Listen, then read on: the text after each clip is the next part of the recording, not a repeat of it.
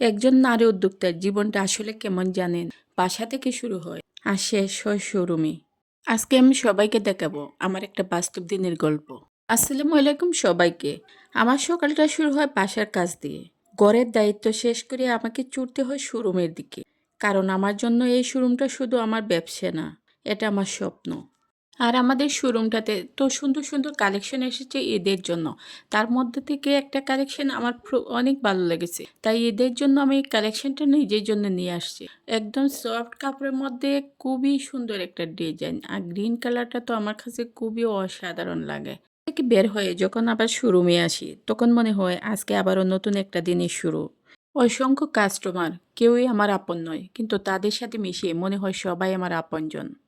শোরুমে এসে দেখি ইতিমধ্যে কাস্টমাররা ড্রেস দেখছেন। আমি চেষ্টা করি সবাইকে তাদের পছন্দ মতো কালেকশনটা দিতে। কেউ থ্রি পিস খুঁজছেন, কেউ শাড়ি। আর যখন তারা খুশি হয়ে ড্রেস নিয়ে যায়, তখন মনে হয় আমার পরিশ্রমটা সার্থক হয়েছে। একজন নারী উদ্যোক্তার জন্য সব কিছু সহজ না। ঘর আর ব্যবসা দুটোই সামলাতে হয়। কিন্তু যখন দেখি আমার শোরুমে কাস্টমারের ভিড়, তখন মনে হয় আল্লাহ আমার চেষ্টা কবুল করেছেন। এই হলো আমার বাস্তব জীবন, বাসা থেকে শোরুম পর্যন্ত একটা পথ। আপনাদের দোয়া এবং ভালোবাসা থাকলে ইনশাল্লাহ আমি আরো ভালো কিছু করতে চাই।